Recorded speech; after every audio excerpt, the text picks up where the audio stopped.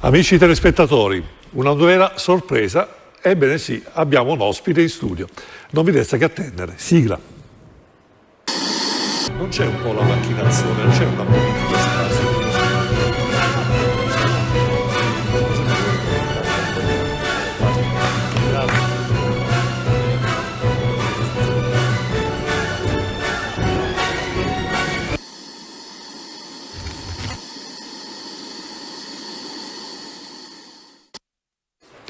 Amici e amiche telespettatrici, benvenuti ad un'altra puntata di Insieme delle Persone. Sembra che la normalità possa prendere piede anche qui negli studi di Canale Italia. Sapete che siamo in diretta nazionale qui da Rubano, in provincia di Padova. Ebbene sì, avete sentito bene con le vostre orecchie ed anch'io mi sono sentito bene, anzi capito, abbiamo finalmente un ospite fisicamente in studio. Come si dice, da ultimo ma non per ultimo, evidentemente ce l'abbiamo fatto, anzi in questo senso voglio ringraziare l'editore di Canale Italia che ci ha dato la possibilità di avere l'ospite qui in studio, perché sapete che il nostro talk show Insieme alle Persone si basa proprio sul concetto del confronto, quindi confronto con più opinioni, con persone che magari la possono pensare in maniera diversa, perché per noi è importante non dire chi ha ragione e chi ha torto, ma semplicemente darvi la possibilità a casa di avere elementi perché possiate fare le vostre valutazioni e perché magari mai pensare che qualcuno possa anche a cambiare idea o accettare il confronto di chi la pensa diversamente. Bene, vi vado subito a presentare l'ospite qui in studio. Ecco, vi presento con tanto di pompa magna, dottoressa Ghidoni, benvenuta qui con noi. Diciamo che effettivamente è reale, la dottoressa Ghidoni non è diciamo telefonicamente collegata, non è via Skype, è fisicamente qui in studio e in questo senso la ringraziamo, dottoressa, della sua disponibilità. Dottoressa Ghidoni, che è una commercialista della Lega Padova, è già stata da noi in trasmissione. Benvenuta. Grazie mille dell'invito e buonasera a tutti. Bene, grazie. Ecco, e poi avremo, diciamo, per non farci mancare nulla, ovviamente avremo anche 2 collegamenti telefonici, perché ovviamente in questa fase abbiamo preferito, diciamo, anche mantenere questi collegamenti telefonici, anche se ci hanno fatto talmente compagnia negli ultimi 3 mesi e mezzo che evidentemente non potevamo fare a meno di conservarne, diciamo, come dire, l'uso. Quindi avremo l'avvocato Stefano Artuso, eccolo qui, di Padova, l'avvocato di Padova, anche lui molto famoso, fiscalista fra i più noti qui nel nord-est. E poi invece avremo Flavio Pinton, che è invece un ex consigliere del Movimento 5 Stelle del Comune di Mestrino, in provincia di Padova, e anche capolista poi della lista per le prossime regionali del Movimento 5 Stelle qui a Padova. Benissimo, che dire, torniamo, ovviamente ho detto prima alla regia, mi sento emozionato come la prima puntata della stagione, perché essere tornati con gli ospiti ovviamente mi dà la possibilità di avere un confronto, quello che poi, come dicevo prima, è la vera natura di questa trasmissione. Però ricordiamo a casa che c'è la possibilità di vedere la diretta Facebook, ecco qua, grazie regia. Quindi basta digitare la parola magica Insieme, Idee e Persone, compare questo bel bollone blu che sa tanto di cielo azzurro, di temperature estive, visto che appunto siamo in questo periodo qui. La gente va al mare e quindi il richiamo di questa puntata, quindi siete al mare, siete passeggiando, volete sentire cosa pensano e cosa dicono i vostri affezionati, diciamo, ospiti, quindi i vostri beniamini qua, ecco, basta collegarsi da qualunque ambiente, contemporaneamente c'è la diretta Facebook. Ecco, ci tengo a dire noi, fra l'altro, che la nostra trasmissione è un po' particolare rispetto alle altre, di altre emittenti, in quanto abbiamo, prima di tutto, c'è un'ampia comunicazione social, quindi quando noi facciamo la trasmissione sulla nostra pagina diciamo, dichiariamo quali sono gli ospiti. Poi c'è la diretta Facebook, quindi è una contemporanea rispetto alla diretta TV, c'è uno sfasamento di solo 10-15 secondi, e poi, come avete visto magari i nostri fan e quelle persone che hanno messo mi piace alla pagina, ci sono degli ispezioni degli interventi degli ospiti, i più significativi, e chi vuole ancora ha la possibilità di guardarsi la replica della puntata sempre in diretta Facebook. Quindi, diciamo, è un servizio che abbina la televisione con i moderni sistemi di comunicazione come sono i social. Bene, prima di andare avanti vorrei anche dire che questa volta la trasmissione durerà 1 ora e mezza, quindi chiudiamo alle 22:30, quindi non più la classica mezz'ora che c'era un po' costretto negli ultimi periodi diciamo a causa, come dire, del discorso del coronavirus e dei collegamenti telefonici. A questo punto riapriamo diciamo anche un orizzonte temporale più lungo, proprio per dare la possibilità di un confronto più sereno su vari argomenti, perché sono tantissimi gli argomenti da discutere in queste ore e mezza assieme. Parleremo di, ecco, vedo già che la regia mi ha lanciato il primo assist. Sì, abbiamo fatto un sondaggio molto provocatorio. Sì, diciamo che comunque qualcuno mi ha anche bloccato, ci ha anche bloccato, perché evidentemente abbiamo dato fastidio. Abbiamo dato fastidio perché abbiamo fatto un sondaggio di questo genere qua.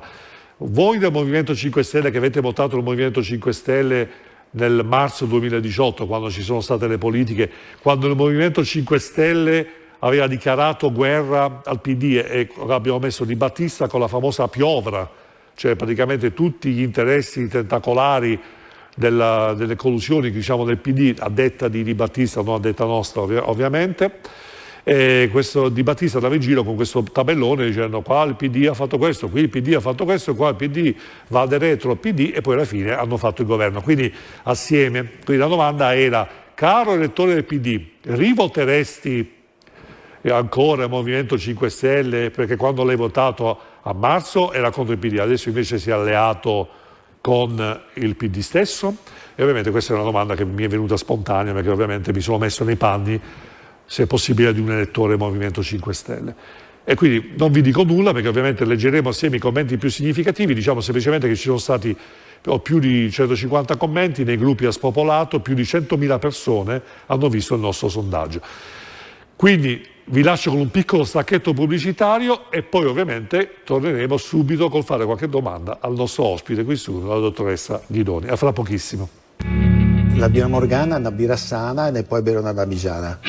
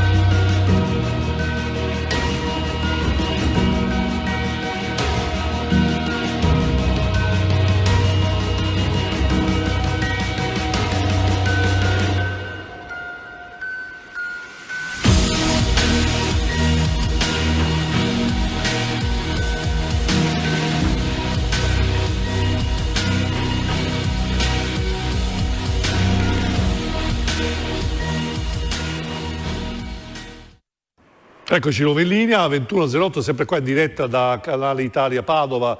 Ovviamente diciamo che questa qua è una diretta nazionale, quindi siamo su 654, è un numero unico di canale nazionale, quindi è lo stesso numero che si vede da Palermo ad Aosta, si arriva fino in montagna, speriamo di sì segnale, ma se non arriva ovviamente sapete che c'è la diretta Facebook, vi potete collegare direttamente. Ecco, dottoressa Ghidoni, lei è diciamo, come dire, una commercialista, quindi è molto addentro alle questioni di carattere economico. Per dare una econometria, cioè diciamo, misuriamo un po' effettivamente come dire, come si è comportato il governo dal punto di vista economico. Non giudichiamo il coronavirus, come ha gestito gli aspetti operativi, le mascherine, la sanità, quello magari lo lasciamo un po' da parte perché magari è anche un po' facile fare polemica dopo, però prendiamo a misura tutte le azioni che sono state fatte. Ecco, se lei se la sente di fare, come dire, di dare dei voti, di mettere, diciamo, come dire, delle valutazioni. Certo, sicuramente. Come ha detto lei, lasciamo perdere la questione sanitaria, perché comunque col senno di poi è anche facile giudicare. E eravamo in presenza comunque di una situazione che non si era mai verificata prima, e quindi le misure che sono state prese, qualcuna sicuramente azzeccata, qualcun'altra meno, però da un punto di vista sanitario appunto è difficile giudicare, anche perché gli stessi tecnici molto spesso davano indicazioni fra loro contrastanti e quindi sicuramente la situazione era molto complessa. Però, quindi, ripeto, non me la sento di dare giudizi in merito appunto alla questione sanitaria. Per quel che riguarda invece la questione economica e in particolare le misure di ordine fiscale, dove ho sicuramente posso avere voce in capitolo perché di questo mi occupo e quindi ci sono dentro fino al collo. Ahimè, il mio giudizio è sicuramente, come dire, tranchant, come dicono i francesi, perché le misure sono state tutte intanto prese estremamente tardi.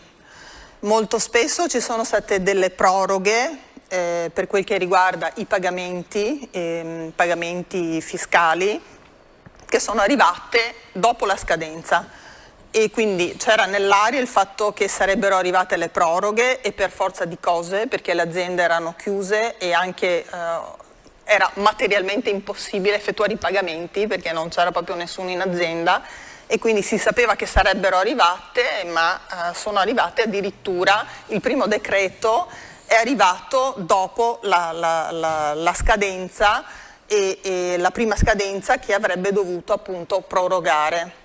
Questo ha generato una situazione di grande incertezza e anche di ansia, oltre a quella che già avevamo per questioni ovviamente sanitarie.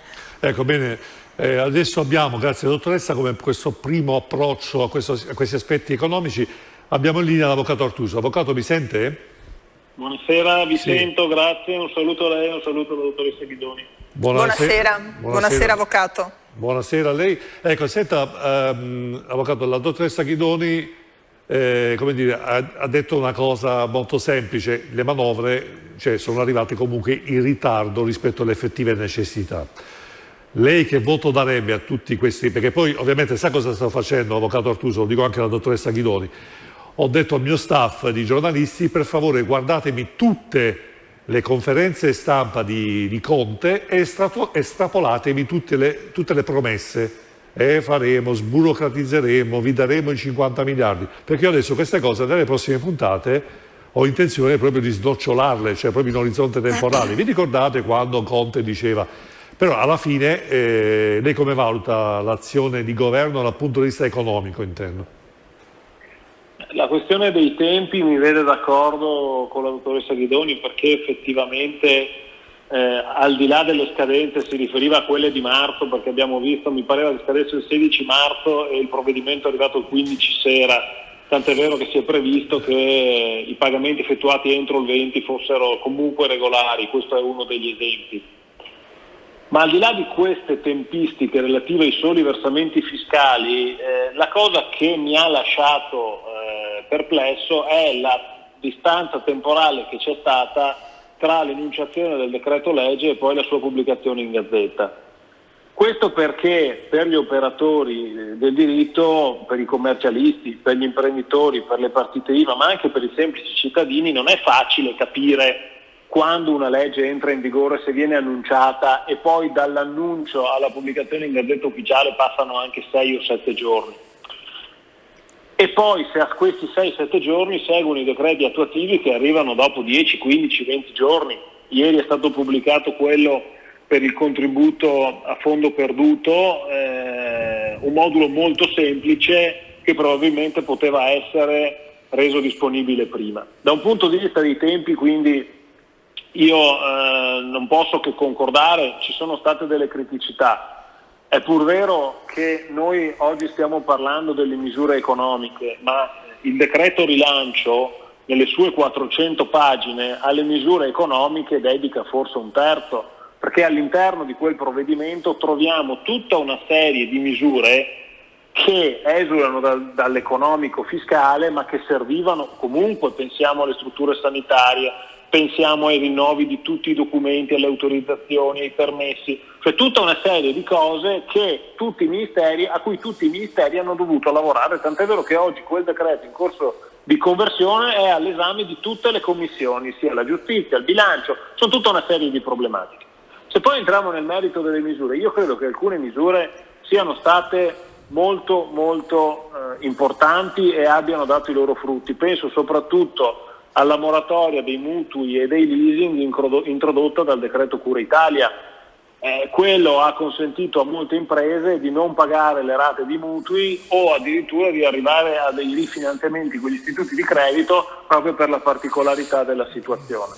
Credo anche che altre misure difficilmente si sarebbe potuto fare di meglio, perché il credito d'imposta per gli affitti è un qualche cosa in cui il governo interviene per regolare il rapporto tra i privati e quindi interviene il governo rinunciando alle proprie imposte per consentire appunto uno sgravio rispetto a quelli che sono gli affitti. Se vuole una critica sulle varie misure, poi magari torniamo su altre che a mio avviso sono delle misure che possono avere un loro sviluppo.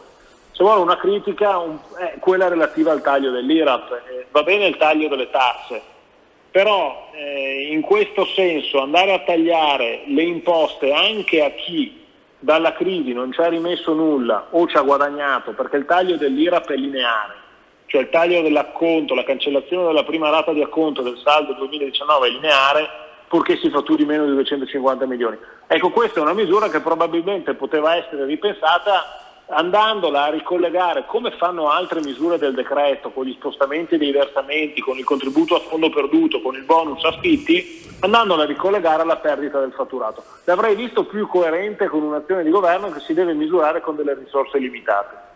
Bene, senta avvocato, però fra l'altro, ecco, sentiamo adesso la dottoressa Ghidoni, c'è da dire che comunque le promesse elettorali, io mi ricordo, le chiamo le promesse elettorali, cioè sembrava di stare in campagna elettorale Conte quando parlava di abbiamo dato 350 miliardi, poi 50 miliardi, poi altri 400 e poi quindi questi 800 miliardi penso di non aver fatto male i calcoli, alla fine non ci sono in questo momento.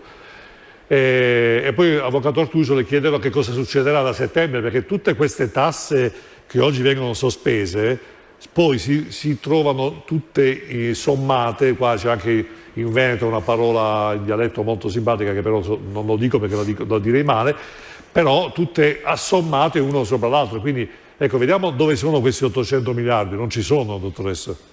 In effetti i proclami sulle migliaia, centinaia di miliardi sì, sono stati veramente tanti e alla fine tutta questa pioggia di miliardi in effetti non dov'è?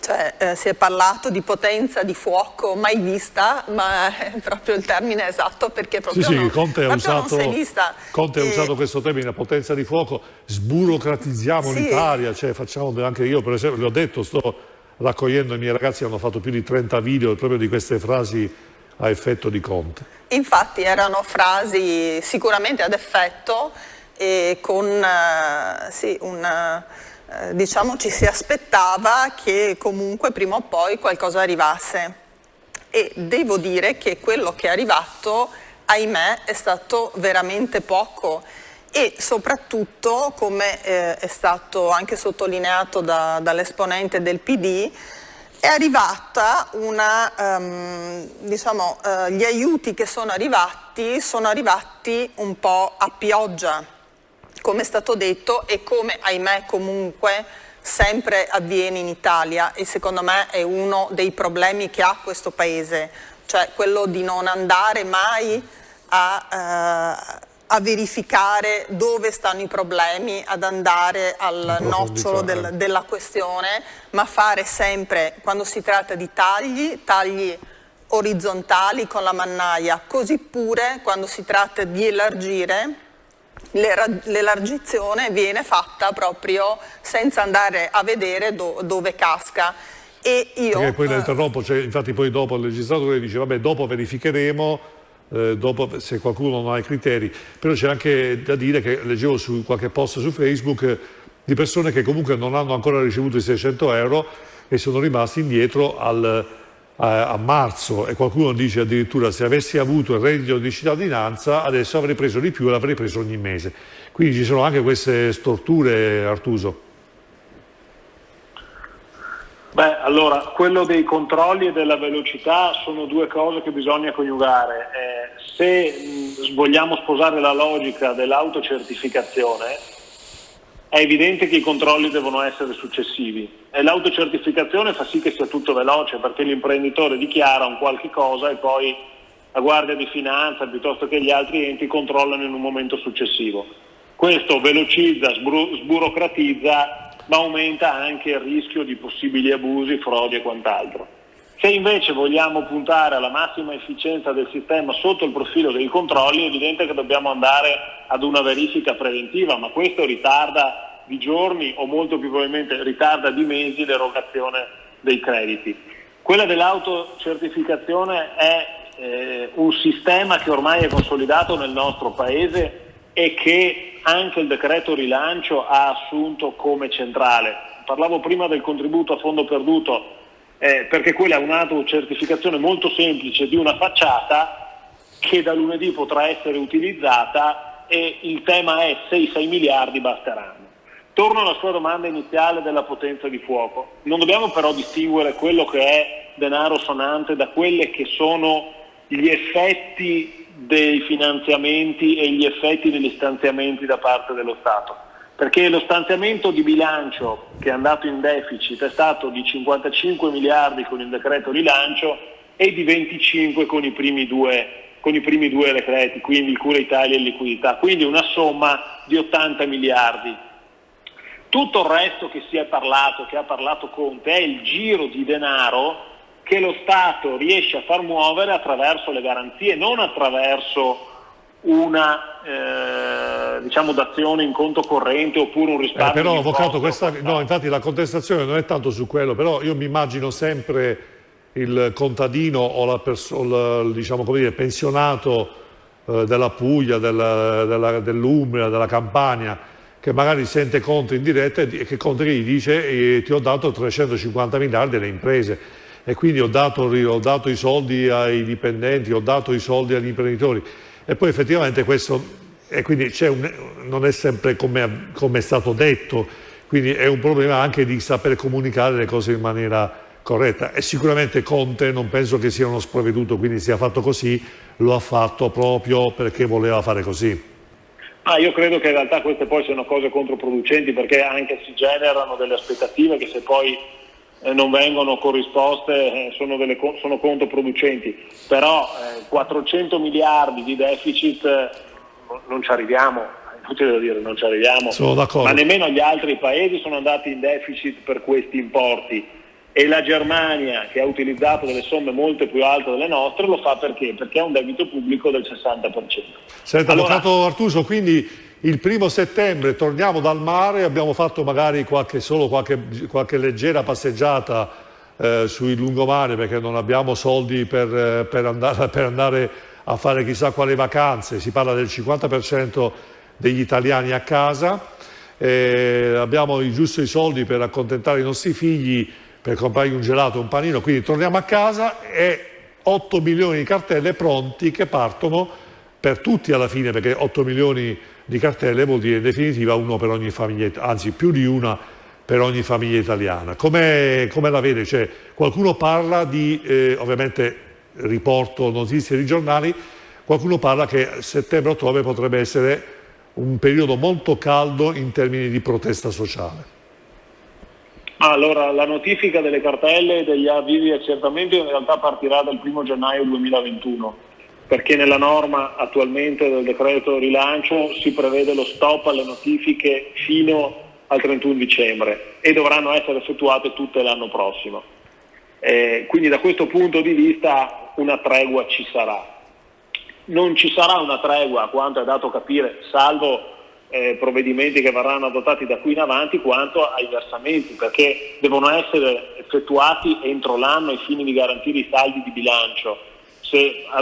se abbiamo visto tutti che qualsiasi forma di rateazione sulle somme da pagare a marzo e poi a giugno, eccezione fatta per gli acconti IRES e IRPEF che non sono stati spostati, sono stati tutti previsti entro dicembre, perché bisogna garantire quella scadenza. Allora, molto dipenderà però anche da cosa arriverà dall'Europa, da quando arriveranno le somme dall'Europa, da quali somme decideremo di prendere dall'Europa, perché se noi questa trasmissione l'avessimo fatta 2 mesi fa, stavamo parlando di un discorso completamente diverso. Molto probabilmente tra 2 mesi, se ci ritroviamo e se lei ci rinviterà nuovamente, potremo discutere di una legislazione completamente diversa. Guardate, capire oggi qual è la norma vigente a seguito di tutti questi decreti legge è davvero difficile, ma questo fa capire che a fronte di una situazione così complicata che mai avevamo visto prima, le norme cambiano quasi ogni giorno.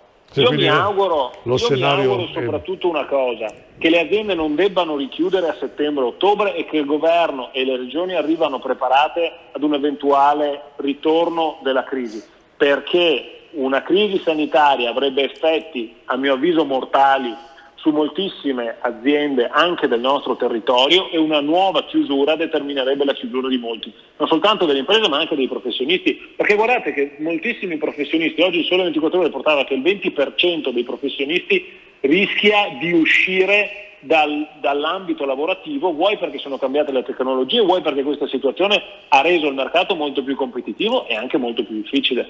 Sì, quindi in effetti lo scenario cambierà sicuramente. Almeno per quanto riguarda il mondo delle imprese che conosco, tutti quanti dicono la vera sfida è settembre, ma sta cambiando anche concetti di consumo, cioè si parla di non mi compro più l'auto, la prendo a noleggio, uso la bicicletta invece dell'autobus, perché comunque stanno cambiando anche i consumi, quindi sto a casa, quindi non consumo più, non ho più bisogno della macchina perché faccio smart working, quindi sicuramente, come diceva lei, poi adesso sentiamo anche il parere della dottoressa Ghidoni, stanno cambiando i consumi, cioè quindi le persone piano piano si stanno adattando, con la scusa di doversi adeguare ai nuovi limiti imposti dei DPCM. Effettivamente noi oggi stiamo cambiando abitudini, quindi più per esempio acquisti online, quindi cambia qualcosa.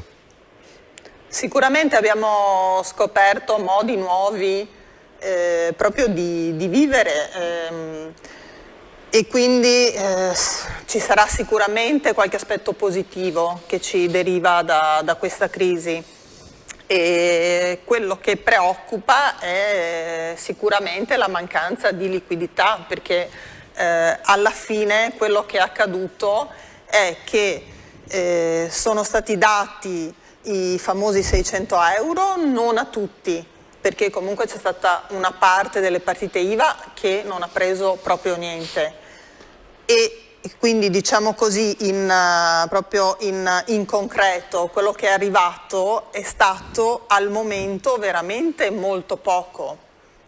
Per quel che riguarda poi i finanziamenti garantiti dallo Stato, quelli diciamo così maggiormente accessibili, ma anche questi condizionati, sono stati i famosi 25.000 euro che adesso sono stati portati a 30.000, però anche qui la procedura è stata molto complicata, che hanno una procedura che è standardizzata e non è cambiata in periodo di Covid-19, la procedura è rimasta quella. E quindi è evidente che seguendo la procedura i tempi sono quello che sono. Esatto. Dopodiché, se andiamo a vedere i finanziamenti, quelli oltre, quindi quelli garantiti dallo Stato al 70 o al 90%, e lì c'è tutta la tematica relativa alla questione della responsabilità penale dei funzionari che erogano i finanziamenti senza tener conto della normativa sul merito creditizio, e anche quello è rimasto invariato, quindi frenerebbe e anche questo quello. ha frenato moltissimo, perché chiaramente non si può chiedere a un funzionario di assumersi la responsabilità, una responsabilità penale, e perciò questo non dico che abbia vanificato, ma sicuramente ha penalizzato tantissimo, in un momento in cui è evidente che le aziende avevano particolarmente bisogno invece di liquidità. E tutto ciò a mio parere era prevedibile e quindi secondo me la procedura da usare doveva essere un'altra, doveva essere probabilmente, non sono un esperto in temi di banche, però un intervento diretto della Cassa Depositi e Prestiti attraverso i suoi canali, per esempio, così pure la Cassa Integrazione. A molti non è ancora arrivata perché la Cassa Integrazione in deroga sappiamo che anche quella arriva dall'INPS, che pure lui ha le sue procedure che hai voglia non finiscono più. Alcune categorie come le estetiste, parrucchieri, questi non hanno neanche la Cassa Integrazione, hanno i fondi, i quali anche loro hanno tutta una prassi da seguire che è complicatissima e quindi questo ha rallentato, però nel frattempo sono passati mesi. Esatto, e la gente purtroppo, come dicevamo prima, non riceve ancora queste somme. Ecco, dottoressa, si prepara anche lei la stessa domanda. Avvocato Artuso, ha visto il nostro sondaggio, non so se ci ha seguito, quindi prima... Sì. Quindi il Movimento 5 Stelle, marzo 2018, anzi ricordiamo Di Maio, prima delle famose interviste a dicembre 2017 al Mattino di Napoli, reddito da 1.500 euro tutti quelli che non hanno lavoro, il Sud in massa oltre il 50-60% vota al Movimento 5 Stelle, lotta al PD, lotta alla piovra Di Battista che andava in giro per l'Italia col Tazze Bauer, eccolo qua dietro grazie alla regia. Lei, se per ipotesi fosse stato elettore del Movimento 5 Stelle, oggi lo rivoterebbe considerando che ha cambiato un po' filosofia, usiamo questo termine? È una domanda fantasiosa perché mi devo porre nella mente di un elettore del 5 Stelle. Faccia uno sforzo. Mi risulta un po' duro però. Comunque... No, posso capirla, però ripeto, è una iperbole, diciamo, è una considerazione così. Prego. Io credo che i 5 Stelle abbiano comunque ottenuto buona parte del loro programma elettorale, perché soprattutto nella prima fase di governo con la Lega hanno portato a casa il loro cavallo di battaglia, che è quello del reddito di cittadinanza, la riforma della prescrizione, seppur annacquata con tutti i problemi che sappiamo,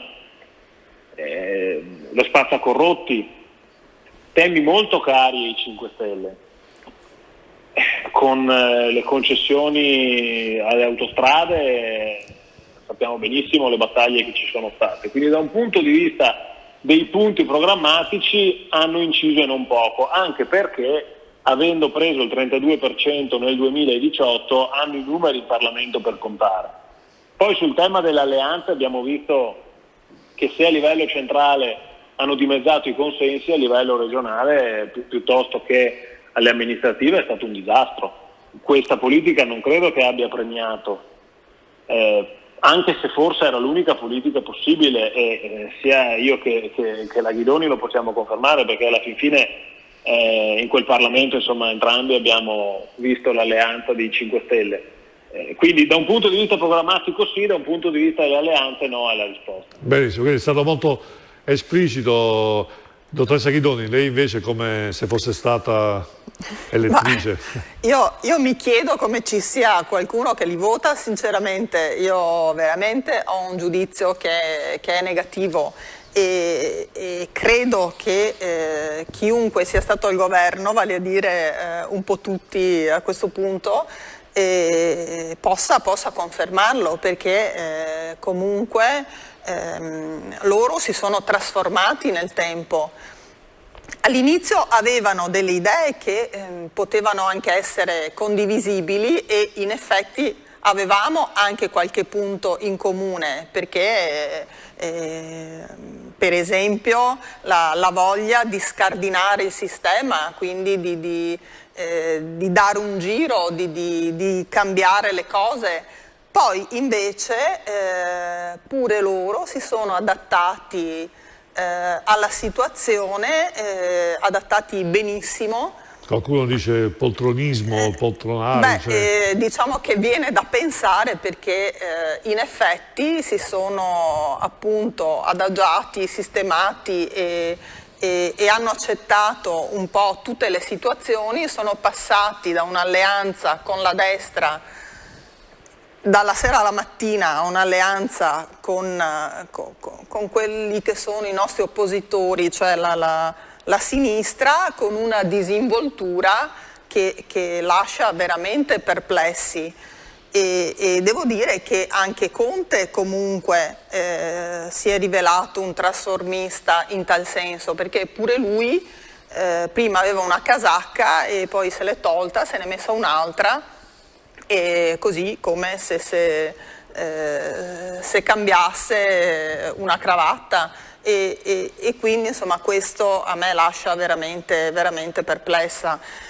E sono giustizialisti, lo si è visto, però allo stesso tempo danno proprio l'impressione di essere incompetenti, e quindi io credo che questo danneggi molto, il Paese.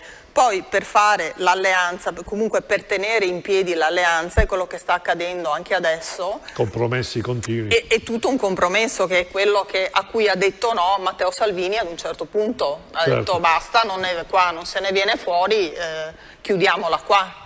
Benissimo, allora Avvocato Artuso, io devo salutarla, la ringrazio della disponibilità. Adesso ovviamente avremo un ospite del Movimento 5 Stelle che ci dirà la sua sulle cattiverie, passiamo, diciamo, dal punto che abbiamo di vista detto. come dire, del dialogo, del sano confronto democratico, che abbiamo detto, diciamo, in senso, diciamo, di confronto su questo aspetto. Grazie Avvocato. Grazie a voi, alla prossima volta ci vedremo dal vivo, a quanto capisco. Assolutamente sì, perché io speriamo che già la prossima puntata, la prossima settimana possiamo avere altri ospiti, quindi sicuramente lei lo sa, insieme alle persone non finisce qua sicuramente, anzi continueremo, perché poi entreremo nel vivo della campagna elettorale, quindi sicuramente molti esponenti politici ci hanno chiesto di partecipare, ci chiedono di partecipare, quindi sicuramente daremo il nostro contributo, come abbiamo fatto anche nei mesi precedenti, proprio in nome dell'informazione, in nome della trasparenza e della condivisione anche di opinioni diverse. Grazie ancora Avvocato. Grazie a voi e un buon proseguimento di puntata. Buonasera Avvocato. Ecco, io vorrei spezzare, grazie Avvocato ancora, vorrei spezzare una lancia a favore delle 44 guardie carcerarie del carcere di Santa Maria Capua Vetere, che sono state indagate dalla procura appunto, vi ricordate, in quel periodo qualche settimana fa c'è stato, tutte le carceri sono andate in rivolta, perché appunto c'è stato, tutti i carcerati avevano paura di contrarre il coronavirus, poi qualcuno del Ministero di Giustizia ha permesso tutti i boss di andare a casa, poi c'è stata la polemica, vi ricordate, qualcuno ha chiesto le dimissioni di Bonafede del ministro proprio perché aveva lasciato queste persone andare via, andare ai domiciliari, poi sono tornati indietro, quindi c'è stato un po' di maretta. 44 guardie giurate indagate per lesioni nei confronti dei carcerati perché c'è stata la rivolta. Io non entro nel merito ovviamente delle cause, chi ha colpa, chi non ha colpa. Sicuramente è molto strano che delle guardie che siano come dire, deputate a controllo delle carceri siano, come dire, oggetto addirittura di avviso di garanzia, avviso di indagine. È una cosa un po' strana, un po' anomala, cioè io spero che la trasparenza e la giustizia faccia il suo corso, però ecco, come dire, da parte mia la massima solidarietà nei confronti di tutte, ovviamente delle guardie carcerarie, ma di tutti gli ordini di carabinieri e polizia che hanno fatto un lavoro incredibile in questo periodo, perché fra controlli del territorio, voglio ricordare un amico poliziotto che mi ha raccontato di ore e ore e ore con la mascherina in mezzo alla strada, quindi quando c'è il controllo sul territorio importante, quindi sicuramente grande sacrificio, quindi veramente la massima solidarietà alle persone che fanno questo tipo di lavoro, perché ovviamente sono quelle più esposte e più a rischio, e quindi ovviamente anche nei confronti dei 44 indagati. Quindi anzi, se qualcuno del sindacato di polizia ha piacere di intervenire, volentieri. Ecco, a proposito di questo, ricordiamo, e chiediamo alla regia di mettere il numero di telefono, che se qualcuno vuole intervenire in diretta alla nostra trasmissione, riprendiamo anche il famoso numero 049 63 11 11, rispondiamo ovviamente a qualunque telefonata che arriva, ovviamente se la linea è libera, e se avete piacere di fare qualche domanda a me o all'ospite o anche all'ospite telefonico, sicuramente c'è questa possibilità. Se non riuscite a prendere la linea, scrivete un commento sotto la diretta Facebook in maniera tale che c'è la possibilità di vederlo, perché se non riuscite a prendere la linea. Non mi resta che lanciare un altro stacchetto pubblicitario e poi di nuovo qui in diretta con i nostri ospiti al telefono e quindi qui in studio. Rolex, Omega, IWC, Cartier, Audemars Piguet, Radime, da oltre 10 anni esperienza e passione è al servizio di chi vuole acquistare un orologio di prestigio con la massima garanzia e serietà. Ma ricorda, se vuoi vendere il tuo orologio di prestigio, Radime te lo acquista alla massima valutazione. Radime, Viale Nino Bixio 31 Treviso. Radime.it.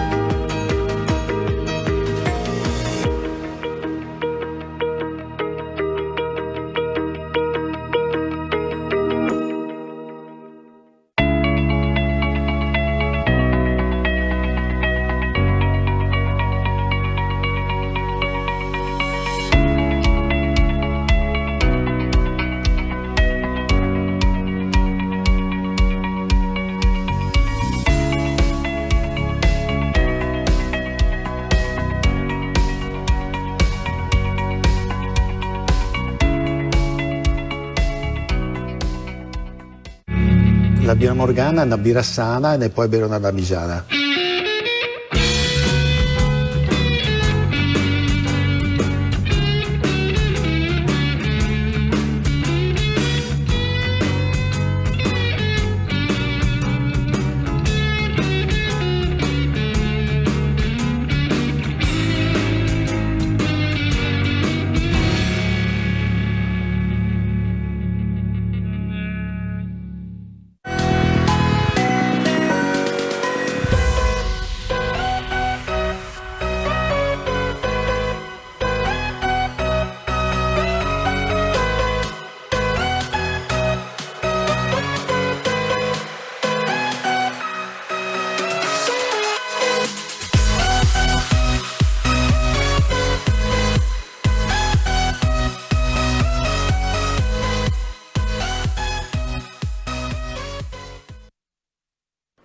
Eccoci di nuovo in diretta, 21:43. Abbiamo avuto primo contatto con il nostro ospite telefonico, l'avvocato Artuso, però come abbiamo detto, siamo tornati dopo marzo, i primi di marzo, quindi dopo 3 mesi e mezzo abbondanti di assenza, con l'ospite qui presente in studio, la dottoressa Ghidoni. Bene, come ha visto, dottoressa, una puntata tutta per lei alla fine. Quindi, certo, quindi privilegiata. Grazie. Ospite unica della trasmissione. Quindi con l'occasione, ovviamente adesso entreremo in contatto con l'altro ospite previsto nel programma. Ecco, però prima di questo invece vorrei, dire una cosa importante, interessante. Vorrei cogliere l'appello dell'onorevole Eric Pretto, che oggi mi ha mandato un comunicato stampa in quanto ha chiesto una interrogazione al Ministero dell'Interno chiedendo di dare la possibilità di aumentare le indennità dei sindaci dei piccoli comuni. Questo perché le somme destinate in questo caso ai sindaci sono veramente molto molto ridotte, si parla di qualche 100, 150, 200 euro, però il problema è che queste somme andrebbero prese a discrezione dalle casse del comune. E quindi questa è una cosa un po' arbitraria, un po' come dire soggettiva, un po' che potrebbe lasciare perplessi anche le azioni successive. Quindi come dire, veramente sono assolutamente favorevole all'interrogazione dell'onorevole che chiede al Ministero dell'Interno che sia sancito un maggiore riconoscimento a favore dei sindaci. Ricordiamo, i sindaci sono stati per 4 mesi la prima linea di PCM del signor Conte, che da Roma irrorava articoli come se fosse pioggia, come se fossero diciamo cose semplici. Io so di sindaci che hanno studiato le regole fino alle 4, alle 5 di mattina, sono andati casa per casa a tranquillizzare le persone, i propri concittadini, quindi hanno fatto un lavoro egregio e secondo me dargli qualche spicciolo è quasi un'umiliazione. Invece bisogna diciamo incentivare il senso di responsabilità dei sindaci, altrimenti corriamo il rischio che le piccole i comuni montani, specialmente dove ci sono pochi abitanti, si rischia di far scomparire anche la figura del sindaco. Quindi mi associo assolutamente all'interrogazione dell'onorevole Eric Pretto della Lega di Vicenza, che considero assolutamente coerente, da appoggiare assolutamente. I sindaci meritano maggiore rispetto, maggiore gratificazione anche dal punto di vista economico, proprio per il lavoro egregio che hanno fatto in questi ultimi mesi. Bene, complimenti onorevole. Bene, direi che senz'altro possiamo salutare il nostro ospite telefonico, Flavio Pinton, buonasera. Buonasera a tutti, grazie per avermi ospitato questa sera. Senta... Anche se solo telefonicamente sono un po' invidioso della presenza fisica della vostra ospite. Vabbè, ma noi l'abbiamo fatto apposta, nel senso che ovviamente abbiamo privilegiato, visto che comunque dopo 4 mesi, come si diceva prima, quasi di chiusura, era giusto privilegiare la dottoressa Ghidoni. Scelta indiscutibile. Ecco, in questo senso, nel senso che ovviamente abbiamo privilegiato il senso femminile della situazione. Certo. Senta Pitoni, non so se hai visto prima, io ho fatto un sondaggio cattivello, cattivello nel senso che qualcuno definisce cattivello, invece qualcuno l'opportunità per chiarire la posizione del Movimento 5 Stelle, perché comunque diciamo, il senso di questo sondaggio era proprio quello di dare la possibilità a chi volesse di chiarire la posizione, cioè qualcuno ha sfruttato un po' l'onda qualcuno ha detto Volta Gabbana, qualcuno ha detto no, non è vero, del fatto che Di Battista, ecco, magari facciamo vedere anche la regia, andava in giro già a gennaio, febbraio, marzo 2018, quindi ai tempi delle politiche, dicendo Michael PD, guarda il PD cosa ha fatto con la famosa piovra, in cui si vedono i tentacoli, eccolo qua, i tentacoli, diciamo, secondo Di Battista ovviamente, del PD in Italia, quindi le collusioni, eccetera, eccetera. Poi ovviamente qualcuno ha detto, ma come, avete fatto come dire, un'alleanza poi col PD quando un anno e mezzo prima, quindi la domanda che ho fatto è, caro elettore del Movimento, rivoteresti ancora una volta il tuo movimento o le aspettative sono cambiate? Quindi lei ovviamente ha la possibilità di dire la sua, Pinton. Grazie, sì. Di fronte ad una domanda come questa, ad un sondaggio come questo, diciamo ci sono 2 possibilità di risposta secondo me. Una netta, veloce, che chiude qualsiasi tipo di discorso. I dati che abbiamo avuto alle ultime elezioni, in particolar modo alle europee, dimostrano che molti elettori che l'anno prima ci avevano votato non ci hanno più votato un anno dopo. Quindi il sondaggio dimostra che, diciamo, i risultati elettorali dimostrano che il sondaggio ha senso, no? Nel senso che molte persone hanno abbandonato, non sostengono più il movimento come lo hanno sostenuto nel 2018. Qui potrebbe fermarsi la risposta, no? Nel senso è un sondaggio giusto e basta. Poi però sarebbe interessante fare anche un'analisi. E allora magari lei mi consentirà un minuto per farla. No, certo. Gliel'ho chiesto apposta perché sennò se lei mi diceva ah sì, no, cioè, è finita lì, invece io voglio sapere cosa ne pensa lei. E allora me lo consente, no? Dunque, dietro a dei numeri, secondo me poi ci sono dei ragionamenti, delle analisi. Innanzitutto è vero in parte che noi eravamo in campagna elettorale contro il Partito Democratico, nel senso che noi eravamo anche contro la Lega, noi eravamo anche contro l'estrema destra, quindi noi eravamo contro tutti gli altri partiti, ma consapevoli di un risultato elettorale che andava al quale andavamo incontro, perché tutti i sondaggi prima delle elezioni del 2018 davano il movimento vincente. Avevamo detto in campagna elettorale, quindi lei oltre a quella immagine di Di Battista con la piovra del PD potrebbe sicuramente cercare con i suoi collaboratori anche moltissime altre immagini di link di giornali di ottobre, novembre, dicembre, gennaio, di titoli proprio su dichiarazioni di Di Maio, che consapevole del fatto che era stata approvata poco prima una legge elettorale che noi abbiamo definito talvolta in maniera un po' anche forse esagerata, truffa, nel senso una legge elettorale che si sono messi d'accordo tutti, Lega, Fratelli d'Italia, Partito Democratico, una legge elettorale fatta apposta che chi vinceva le elezioni non poteva governare da solo, a meno che non superasse una percentuale obiettivamente molto difficile, no? Quindi Di Maio, sapendo che probabilmente non avremmo ottenuto quella percentuale che ci consentiva di votare da soli, ha cominciato a dire, ma l'ha detto questo già 4-5 mesi prima del voto, qualora noi vincessimo ma non ottenessimo quella percentuale che ci consente di votare da soli, governeremo con chi ci sta. Il chi ci sta cosa significava? Significava governeremo con chi è disponibile ad accettare il nostro programma elettorale. Lo ricordava prima il vostro ospite Artuso del PD, no?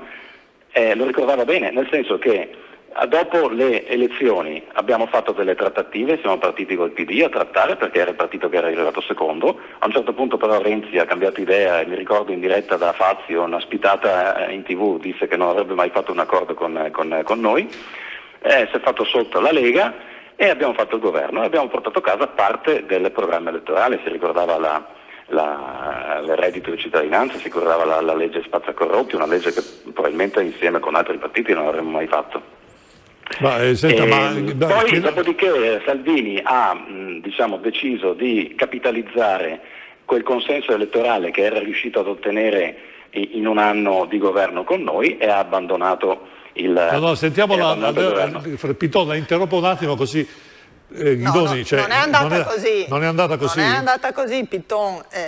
Diciamo le cose come stanno, cioè siamo arrivati che noi il programma, il famoso contratto che era stato firmato proprio perché i programmi delle due forze politiche erano diversi e per alcuni versi contrapposti, è stato sottoscritto un accordo, un vero e proprio contratto per riuscire a governare, quindi a mettere insieme due forze che avevano programmi completamente diversi, ma appunto in comune avevano la voglia di dare un giro al sistema Italia, di scardinare questo sistema e quindi di cambiare le cose. Però questo non è stato possibile farlo. Esatto, mi pare che la ricostruzione ed è per questa ragione che Matteo Salvini ha mollato e ha staccato la spina, perché non saremmo andati da nessuna parte, avremmo vivacchiato, per carità. Lui ha avuto la forza di mollare 7 ministeri. Cioè, non si può certo dire che sia uno attaccato alla poltrona, li ha mollati perché non riuscivamo a portare avanti il nostro programma. Questo è stato, perché siete stati dei voltagabbana, questa è la verità. Pinton. Guardi, a parte che è difficile fare contraddittorio dal telefono e quindi chiaramente io lascio parlare, mi permetto di dire va benissimo così, altrimenti le voci si sovrappongono. Volevo dire che quando si parla di Voltagabbana, la dottoressa ricordava poco fa un passaggio importante, cioè era stato sottoscritto un contratto di governo. Il contratto di governo è stato disatteso da una parte politica che l'ha rotto bevendo un mojito di troppo in una spiaggia davanti a delle cubiste e quindi ed è stato disatteso proprio per la sete di poltrone di quel partito che, avendo visto un buon risultato alle europee, ha detto adesso facciamo il botto, andiamo al voto e portiamo a casa più poltrone possibili, non facendo i conti con il fatto che un altro partito dall'altra parte è stato disponibile a firmare degli accordi con noi per portare avanti il nostro programma insieme ad altri. Poi è arrivato il coronavirus e tante cose chiaramente si sono un po' perse, ma per arrivare ai numeri che si dicevano prima, cioè voterete ancora o no il movimento, è un po' capovolto. Lei ha messo l'immagine del PD. Ma di fatto, se noi andiamo ad analizzare i numeri, noi come movimento abbiamo perso consenso proprio per aver fatto una scelta che è un bene per l'Italia, nel senso che ottenendo la maggioranza relativa alle elezioni era un po' difficile dire non andiamo al governo e riandiamo a votare, quindi dovevamo accettare questo compromesso che non era nella nostra natura.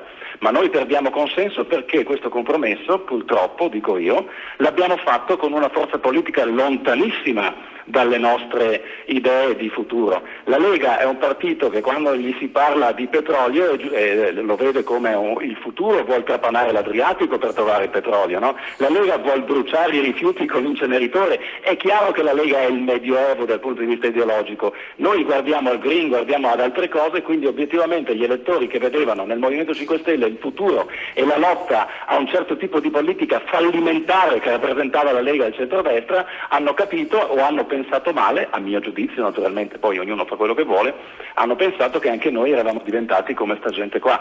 Io ancora non lo credo e infatti sono convintamente ancora elettore del Movimento 5 Stelle, però comprendo che ci possa essere stato da parte di persone, di più persone, questo tipo di ragionamento.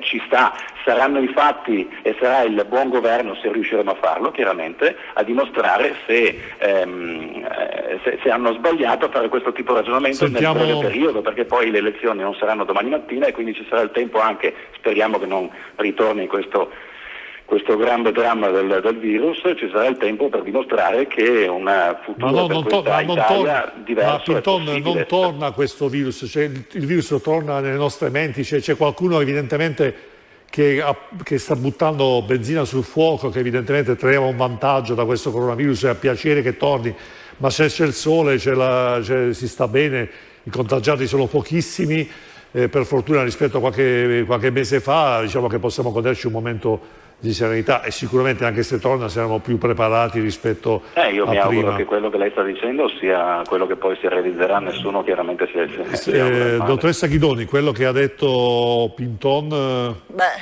È evidente che non sono assolutamente d'accordo, non siamo andati a votare proprio perché c'è qualcuno che è talmente attaccato alla poltrona e per cui a votare si andrà alla scadenza del mandato. Penso che strano. Anche perché fin tanto che continuano a perdere consensi andremo a votare sempre meno.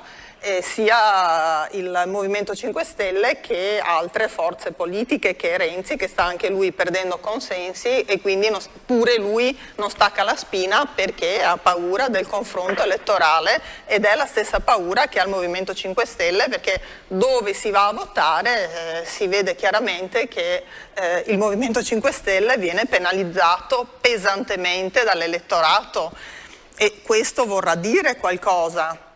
E mi permetto anche di dire che in questi mesi siete giustizialisti, ma avete fatto uscire dal carcere centinaia di mafiosi e quindi diciamo che soprassedete a molte di quelli che erano i vostri punti programmatici pur di rimanere dove siete. Insomma, e questo è sotto, lo vediamo ed è la ragione per cui quando si andrà a votare, cioè quelle volte che si va a votare, i numeri sono che voi perdete elettorato per questa ragione. Pinton. Sì, volevo semplicemente fare una osservazione su una affermazione che ha fatto poco fa la dottoressa e che ho sentito anche da lei, Lovino, sul fatto che abbiamo fatto uscire i mafiosi. Io credo che non occorra essere degli scienziati o dei costituzionalisti per sapere che c'è un potere esecutivo, c'è un potere giudiziario, ci sono tre poteri insomma, no? E non dipende dal ministro se esce un mafioso o se esce un ladro di carriole dal carcere, dipende da una decisione in base alle leggi vigenti di un giudice. Quindi se il giudice fa uscire, cioè non c'è nessun ministro in poche parole che ha potere di far uscire qualcuno dai carceri. E quindi quando diciamo che Bonafede ha fatto uscire le persone, se lo dice diciamo una persona che poco frequenta le istituzioni o che poco si informa, ci sta, nel senso che lo ascolta dai politici e dice ci credo. Ma se lo dice qualcuno che in teoria sa come funziona, insomma non ci fa una grande figura.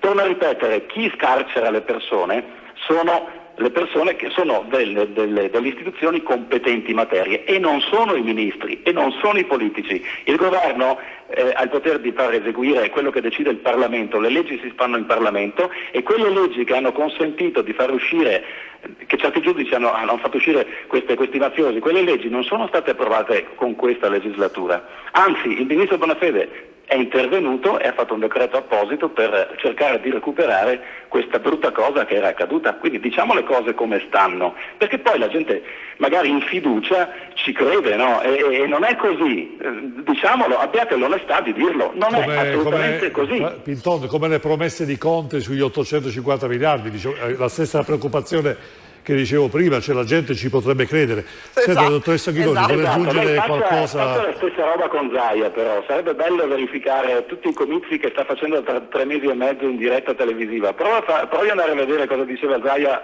un giorno e il giorno dopo, vediamo quante cose sono. E sarebbe uno sport interessante anche questo. Beh, guardi, vuole aggiungere qualcosa? Io credo che l'argomento Zaia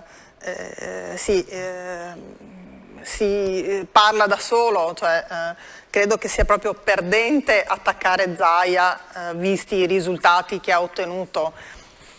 Probabilmente qualche errore l'avrà fatto e voglio vedere chi non l'ha fatto in questa situazione, a cominciare dal governo, e se andiamo a vedere i risultati io credo che la Regione Veneto sia quella dove si sono ottenuti i risultati migliori, e qui poteva essere una strage e invece insomma siamo, per carità, abbiamo pagato molto anche noi, però credo che a Zaia veramente non si possa rimproverare niente e non sia neanche da nominare in maniera negativa in una situazione come questa, perché c'è solo da ringraziarlo. Ecco, io direi, obiettivamente. Vi chiedo solo un minuto di pazienza, l'ultimo stacchetto pubblicitario. Pintone rimanga ovviamente collegato con noi, poi le anticipo, le faccio vedere, vabbè, non sono argomenti miei, sono un po' visto sui giornali, non so, l'ha visto anche lei, il famoso post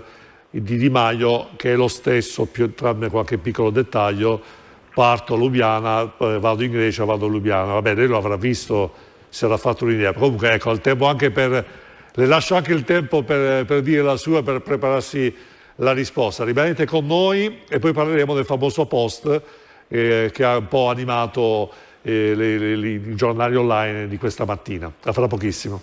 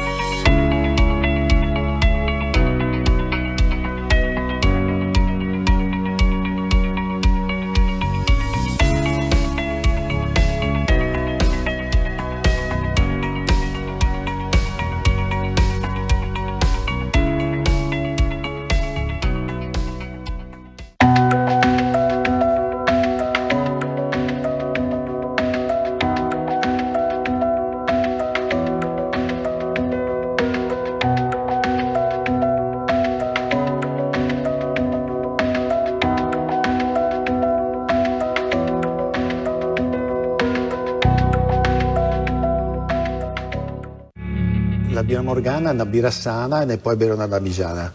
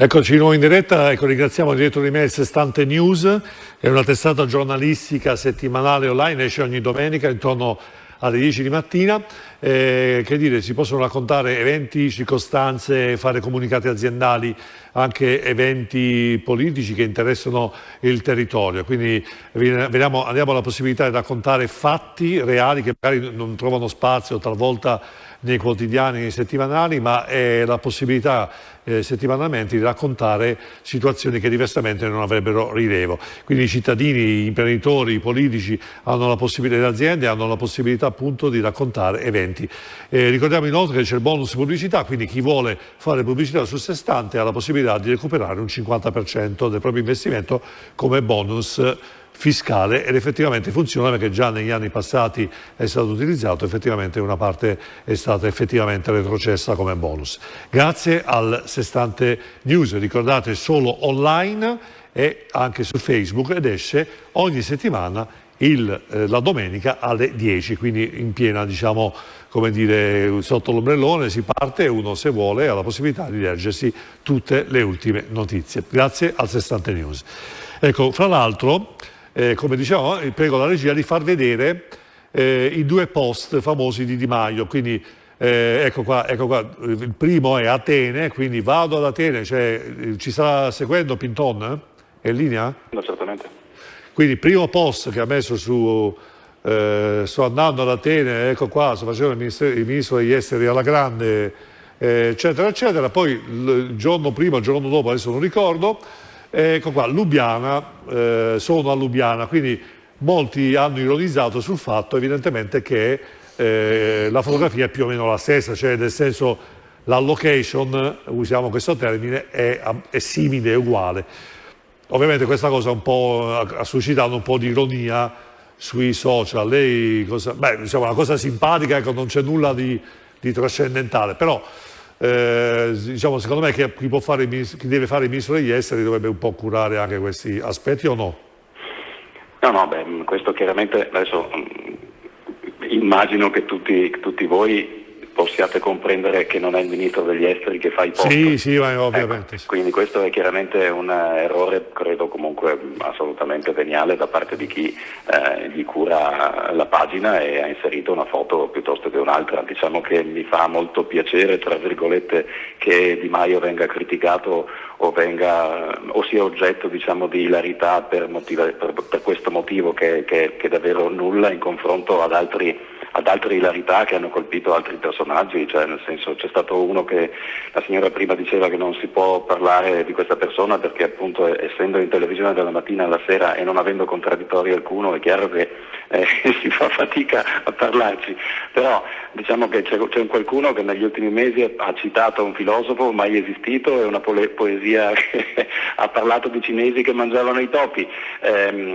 ha fatto un sacco di altre cose, lì l'ilarità è molto più pesante. E poi tra l'altro c'è, ripeto, lo dicevo prima della pubblicità, c'è qualcuno ancora, la signora l'ha documentato prima, che va in giro a dire che è stato il ministro a liberare i mafiosi e quindi dimostrando fondamentalmente di non conoscere granché, diciamo, di come funziona l'apparato statale, e queste suscitano ilarità molto, molto più importanti. E diciamo che se Di Maio sbaglia la foto da mettere su Facebook mi preoccupa molto poco, ecco. L'ha fatto apposta, insomma, per attirare un po' l'attenzione. Perché c'è qualcuno che le fa anche apposta queste cose per... Anzi, lo inviterei, Luigi, a sbagliare ancora qualche congiuntivo, perché ormai parla troppo correttamente e quindi non lo prendono più in giro neanche per quello, sto punto fare anche notizia. C'è qualcuno che lo fa apposta proprio per attirare l'attenzione. Senta, Pinton, lei è candidato capolista al Movimento 5 Stelle qui nella provincia di Padova, parliamo delle prossime regionali. Sì. Non si sa la data effettiva di queste regionali, qualcuno parla il 20 settembre, 20-21 settembre, però qualcuno dice ottobre. Lei ne sa qualcosa in più oppure anche lei, diciamo, ha questi riferimenti temporali? No, io diciamo che so quello che è la proposta governativa, che è appunto questa data del 20 settembre, e comunque soprattutto so che si vuol fare di tutto perché ci sia l'election day, cioè che durante lo stesso giorno si possa votare sia per le regionali, sia per le amministrative e sia per il famoso referendum. Bisogna assolutamente puntare su questo, perché siamo in un momento difficilissimo e ci vuole solo di spendere più soldi per fare più momenti per votare, solamente per accontentare qualche governatore in carica che vuole ottimizzare il più possibile la visibilità che ha ottenuto e che cerca continuamente di ottenere tutti i giorni. Ormai vediamo uno Zaia stanchissimo, tutti i giorni fa la conferenza stampa, non sa più cosa raccontare. Adesso lei non è d'accordo, lei non è d'accordo sulla conferenza stampa giornaliera? No, io non sono d'accordo che... No, mi spiego meglio allora, io sono d'accordo che Zaia parli sempre, perché più parla più forse stanca, ma quello che non sono d'accordo è che ci sia questo monopolio totale. Alla conferenza stampa ci sono tutte le TV locali venete che si collegano in diretta e Zaia non accetta il confronto con nessuno. Questa non è secondo me una visione democratica. Io non sono ipocrita, so benissimo come funzionerà qua nel Veneto, come andrà a finire, quindi non è il problema di chi verrà eletto di nuovo presidente della regione, però credo che democrazia significhi anche confronto, significhi dare la possibilità ai cittadini di conoscere eventuali altre proposte che potranno non essere accettate, condivise, per carità, però è giusto che sappiano che c'è anche qualcos'altro come offerta politica. No, vabbè, guardi, se mi sfondo una porta aperta, io sono assolutamente d'accordo. Se permette, dico un'ultima cosa, guardi, arrivo anche a dire questo, è giusto anche far capire ai cittadini, immagino che il 100% sia impossibile da raggiungere da parte di Zaia, no? Quindi ci sarà una percentuale che non gli sta bene che Zaia sia ancora lì. Ecco, tra quella percentuale è giusto che la gente sappia che ci saranno anche due modi probabilmente di fare opposizione a Zaia, no? Ci sarà quel modo alla Lorenzoni, morbido, inutile, e ci sarà il modo del 5 Stelle che è un pochino più aggressivo e soprattutto più propositivo. Io credo che questo sia utile farlo sapere ai cittadini e adesso non è possibile. È inutile pensare che sarà possibile gli ultimi 20 giorni perché c'è una legge che lo obbliga. Ecco, Guidoni, se parliamo di una cosa interessante, anche qualche giornale ha raccolto, diciamo, questo concetto della eccessività, di questa continuità di questa conferenza stampa. Lei come la vede? Ma io sinceramente non ho neanche capito qual è il problema. Cioè non ho capito che problemi ha il signore nei confronti di Luca Zaia, il quale ogni giorno, poraccio, faceva il bollettino dei ricoverati, fino a un po' di tempo fa dei decessi, e quindi diciamo era una situazione tutt'altro che piacevole. Sinceramente io credo che nessuno di noi avrebbe voluto essere al posto di Luca Zaia, perché c'erano delle decisioni da prendere che Dio mi scampi a dover prendere determinate decisioni. Io non capisco neanche, cioè veramente come fate ad attaccare una persona che è riuscita a fare quello che ha fatto, come lui anche altri governatori, intendiamoci. E anche molti sindaci, tra l'altro ricordo che il sindaco è la prima autorità sanitaria di un comune, per cui pure loro erano in prima linea. Quindi sinceramente io e da questo punto di vista io, pur essendo all'opposizione, non mi sento neanche di condannare Conte, che pure lui faceva delle esternazioni che... sto parlando per le questioni sanitarie, molto spesso in contraddizione e che sono state disattese anche dai governatori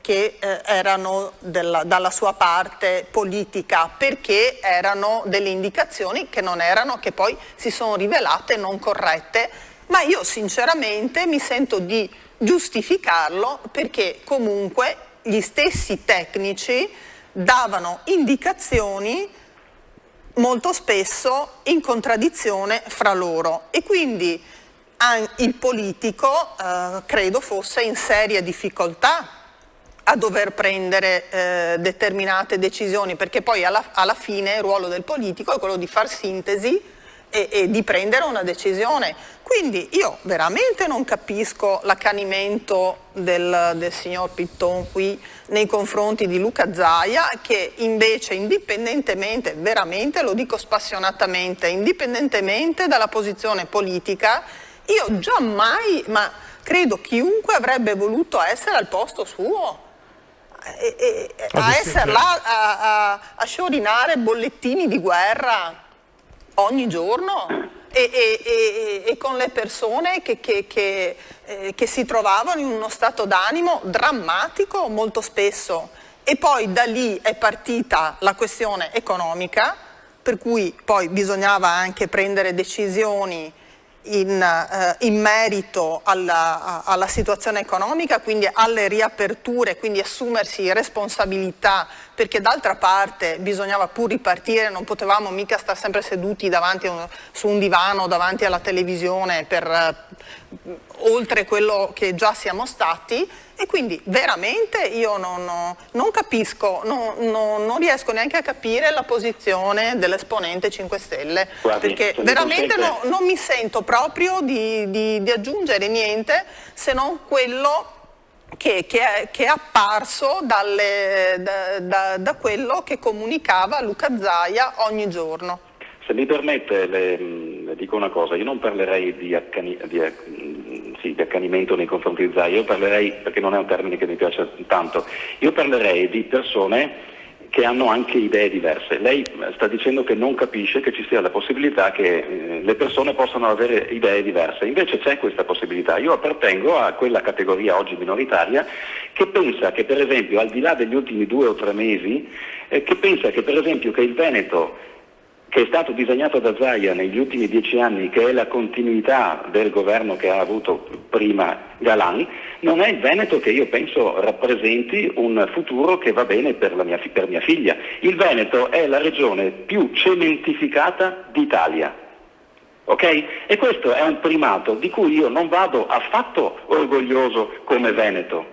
Il Veneto ha 2 grandi opere che rappresentano che sono l'esempio del malaffare in tutta Italia, vorrei dire in Europa, che sono il Mose e la Pedemontana, che è lì, che costa non so quante volte di più rispetto al preventivato e che è uno scempio del territorio. Quindi lei si limita a ragionare sul fatto che Zaia ogni giorno ci dà i dati dei lutti drammatici, ci dà i dati dei contagiati, ci fa vedere i disegnini dei bambini che gli mandano il Veneto bello e bravo. Va bene, lei si ferma lì. Io guardo al futuro osservando quello che ci ha dato Zaia in questi 10-15 anni.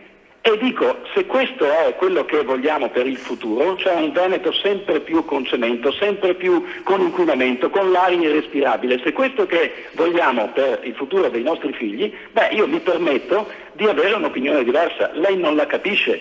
No, lei deve dire non la condivide, non dica che non capisca, perché il pensiero unico è la cosa più brutta che possa essere proposta. Ecco, Pinton, volevo fare una precisazione, Pinton, che lei ha parlato di espressione del malaffare, il Mose e la Pedemontana. Ecco, per quanto mi risulta, mi devo dissociare da questa sua valutazione, perché quando mi risulta la Pedemontana la Pedemontana l'ho citata come esempio ci tenevo per chiarire, perché ovviamente come conduttore devo precisare che mentre per il Mose c'è stata un'inchiesta, eccetera, la Pedemontana non risulta, quindi ovviamente devo precisare questa cosa qua, che in questo momento la Pedemontana non può essere associata al Mose, da questo sul Mose non ci punto sono di vista. Se poi lei dice, l'ho citata come esempio di aumento dei costi rispetto in questo senso può essere, però siccome lei ha parlato di malaffare, ci tengo a precisare che mentre per il Mose questa parola che lei ha usato può essere associata, per la Pedemontana ovviamente no. Direi che toglierei. Sì, però scusate, però non può essere associato all'attuale amministrazione regionale la questione Mose, perché non mi sembra che fra gli indagati ci sia nessuno dell'attuale amministrazione, il presidente per primo, e quindi lei non può associare il Mose, i problemi del Mose, tutto quello che è ancora in corso all'attuale amministrazione, perché non è corretto. Io parlavo men che meno alla Pedemontana, dove non c'è neanche nessuna indagine. Vabbè, se ci fosse fermiamo sulle virgole. Lei è d'accordo sul fatto che il Veneto è la regione più cementificata d'Italia? Io sono d'accordo sul fatto che il Veneto è la regione che traina questo paese, siamo quelli che lavorano più di tutti e abbiamo pagato un prezzo importante in termini certo di cemento, di inquinamento, perché siamo quelli che lavoriamo e manteniamo tutti quanti, e certo che abbiamo pagato, però abbiamo anche dimostrato di essere una regione che ha la sanità migliore d'Italia, che è portata come esempio. Si parla adesso di esempio Veneto, di esempio Vo, e questo lo dobbiamo anche, mi permetta, all'attuale amministrazione, visto che il bilancio della regione rappresenta l'80% del bilancio e visto che da 10 anni a questa parte c'è stata una spending review che ha tagliato completamente le risorse alla regione, e Luca Zaia è stato bravo a tenere aperti gli ospedali, altro che, oltre a fornire una sanità di eccellenza. Questo penso io del Veneto.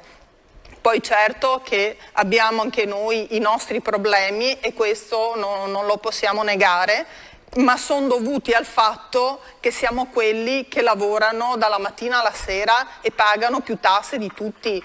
Questa è la mia regione. Pinton, vuole aggiungere qualcosa? Sì, volevo aggiungere, a parte che la signora non ha risposto in pratica a quello che stavo dicendo, volevo sapere se è d'accordo sul fatto che per esempio il Veneto è la regione più cementifica, che cementifica di più anche nelle zone ad alto rischio idraulico, e il Veneto è la regione che cementifica di più nelle zone ad alto rischio sismico. Non ho sentito parlare di FAS, per esempio. Ho parlato di inquinamento. Io quando ho parlato di malaffare parlavo del MOSE, perché credo che la parola può essere, il può e di troppo deve essere associata al malaffare, perché ci sono stati arresti, insomma, ecco, e ci sono state condanne. Ma io parlavo di futuro anche come visione di una regione. Ripeto, sono visioni diverse, io non metto in discussione che la maggioranza delle persone ritenga che cementificare il più possibile rappresenti il futuro. Per carità, io ripeto, accetto che ci siano idee diverse da quelle che rappresentiamo noi o io personalmente, ma io rivendico il diritto di pensare che il futuro della regione che vorrei io non è quello che è stato disegnato negli ultimi 10-15 anni. Ecco, o perlomeno aggiungo una cosa, Ghidoni, se non sbaglio, Pinton, scusi, intervengo, però qualcuno, ripeto, non mi schiero, qualcuno ha detto sì, il Veneto risulta più cementificato perché qui si denunciano tutte le particelle catastali. In altre regioni viene comunque certificato, c'è un abusivismo molto elevato e quindi non c'è, la statistica è a favore di regioni. Ma sicuramente, a parte il fatto che mi risulta che è stata approvata proprio dall'amministrazione attuale una legge proprio sul tema che limita moltissimo le costruzioni nella regione Veneto, proprio per limitare questo problema che sicuramente in passato c'è stato. Ma se andiamo a vedere il resto d'Italia, soprattutto in certi luoghi, in posti dove assolutamente non era il caso di cementificare, non so, pensiamo a quello che accade in Liguria ogni volta che piove un po' di più, perché lì hanno costruito in acqua a momenti, e così pure in, ahimè, altre regioni. Io tra l'altro non sto dicendo mai il comune mezzo gaudio, assolutamente, è un fatto gravissimo che il nostro paese sia ridotto così, ma non è certo un'esclusiva del Veneto questa, ahimè. Io le sto citando dei dati. Io le sto citando il rapporto ISPRA dell'anno scorso, che è stato pubblicato nel 2019. La legge che fa riferimento lei è una legge che è una legge obbligata, diciamo, perché c'è un'indicazione di riduzione di consumo zero del territorio, perché arriva dall'Europa, quindi ogni regione si deve adeguare, ogni nazione. Quindi è stata approvata, mi conferma che è stata approvata questa legge? Le confermo che la legge ha 3 anni e che il dato che le sto dicendo io, che è il rapporto ISPRA, sono 200 e passapagine, quindi immagino che sia un po' complicato andarlo anche a leggere tutto, è di 5-6 mesi fa, quindi i dati sono odierni. Poi sono dati raccolti da non so quanti studi universitari, quante aziende, quante che si sono messe a farle, quindi immagino che questi dati siano certificati. Poi se c'è la casetta abusiva o l'intero paese abusivo, senza mezzi termini, diciamolo pure, perché lei questo faceva riferimento, Lovino, se c'è in Calabria piuttosto che in Campania, perché tanto sono discorsi che sentiamo sempre questi qua, no? Ok, secondo voi è quello che fa cambiare la classifica? Cioè stiamo parlando di questo? Stiamo parlando di questo? Non so, cioè io ho riportato dati che sono polemiche che sono venute fuori dai giornali e un rapporto non che riferimenti viene specifici. pubblicato, che si chiama rapporto ISPRA, ve lo consiglio perché è interessantissimo. Ci sono tabelle che riguardano le zone sismiche, le zone idrauliche, le zone vicino alle coste, insomma viene analizzato molto attentamente questo qua, e lei potrà vedere che noi siamo primi quasi dappertutto in questa classifica, però purtroppo è una classifica alla quale forse non sarebbe bene essere primi. Allora senta Pinton, visto che siamo in chiusura, questa è una tematica, quello dell'ambiente, molto, ovviamente il Veneto è un paese industrializzato e sicuramente lo scotto è quello di poter avere anche aree discariche molto vicino a casa. Attenzione Lovino, però io non sto dicendo che non bisogna fare industrie, io sto dicendo che bisogna anche pensare che tutti quei capannoni che sono abbandonati, lei conosce molto bene la realtà imprenditoriale veneta, lei sa benissimo che ci sono intere zone industriali o quasi intere, che ci sono le erbacce, robe abbandonate che hanno 30-40 anni, sono diventati anche depositi di rifiuti che spesso poi prendono fuoco chissà perché, quindi e questo non se ne parla pochissimo. Quindi è importantissimo costruire, adeguare alle nuove tecnologie, ma non bisogna lasciare là tutto il resto. Se non sbaglio ci sono delle regioni che incentivano la demolizione di capannoni vetusti, se non sbaglio. Quindi ci sono...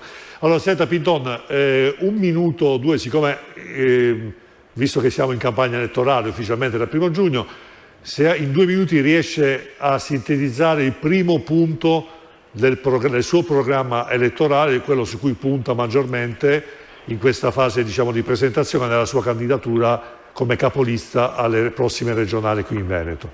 Beh, innanzitutto spieghiamo che il fatto che io sia capolista non è dovuto ad una scelta di segreteria, quindi 2 persone che si mettono nelle segrete stanze e decidono che Pinton arriva, ma è frutto di una votazione nel nostro portale, sul nostro Rousseau, che abbiamo sentito tante volte, e quindi io sono risultato in provincia di Padova il più votato dagli attivisti, quindi da tutti gli iscritti.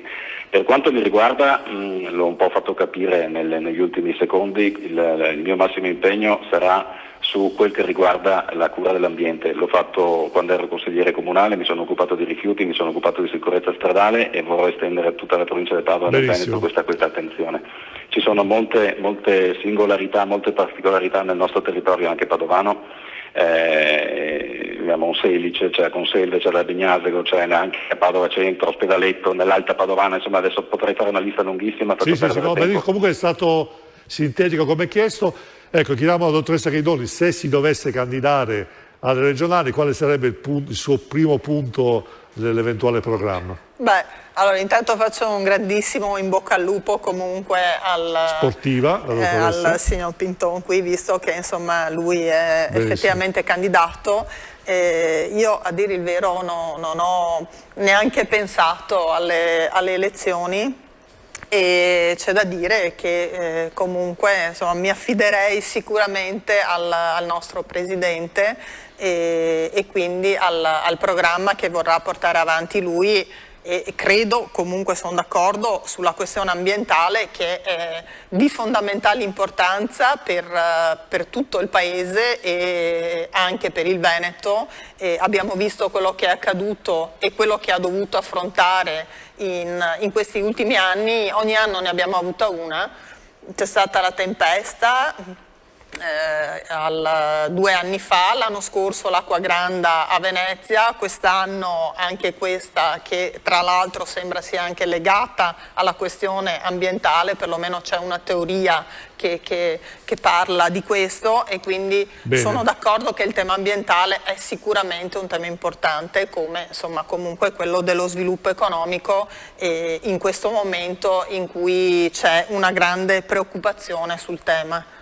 Benissimo, ecco, allora io ringrazio i nostri ospiti. Oggi sicuramente siamo riusciti a portare un ospite in studio, quindi anche ringrazio ancora l'editore in questo senso. Piano piano ritorneremo al senso della nostra trasmissione, che è quella del confronto, come è avvenuto in questo momento con i nostri ospiti. Abbiamo avuto qui fisicamente in studio la dottoressa Paola Ghidoni in Lega Padova, poi abbiamo avuto al telefono Buonasera a tutti. l'avvocato Stefano Artuso Padova e Flavio Pinton, ex consigliere del Movimento 5 Stelle, Comune di Messino Padova e candidato capolista della lista Movimento 5 Stelle per le regionali qui a Padova. Ecco, Ringrazio, saluto e ringrazio anche la dottoressa per il bocca al lupo che mi ha fatto, e condivido comunque adesso, al di là dello scambio che ci siamo fatti prima con diverse opinioni, condivido invece l'ultima frase che ha detto, cioè il tema ambientale è molto legato a tante altre problematiche, quindi il fatto che ci sia attenzione anche da parte sua su questo mi rende partecipe e felice. Bene, grazie Pinton. Ecco, se vuole continuare ovviamente può rimanere con noi. Ecco, che dire, abbiamo parlato appunto di ambiente con Pinton, con la dottoressa Ghidoni, di manovra economica assieme all'avvocato Artuso. Ecco, che dire, abbiamo parlato di sondaggi, voteresti ancora il 5 Stelle, abbiamo parlato della vignetta del ministro Di Maio che va ad Atene, va a Lubiana ed è sempre la stessa, però effettivamente anche simpatica. Ecco, però quello che vorrei dire, ovviamente ci vediamo la prossima settimana con l'insieme delle persone, però credo che in questo momento nello Stato italiano ci sia una disparità, a prescindere dalle forze dell'ordine che veramente si sono distinte per il loro impegno sociale in questo particolare momento, però effettivamente abbiamo un problema molto particolare. Ci sono dipendenti pubblici che si sono trovati in area smart working, quindi con uffici chiusi al pubblico per mesi, e ovviamente hanno potuto risparmiare soldi di carburante, di spese, di mangiare fuori eccetera. E ci sono invece dipendenti privati che hanno visto ridotto il loro stipendio per la cassa integrazione, probabilmente alcuni perderanno il posto di lavoro, alcune aziende che non hanno aperto, e quindi c'è dal mio punto di vista una vera e propria disparità.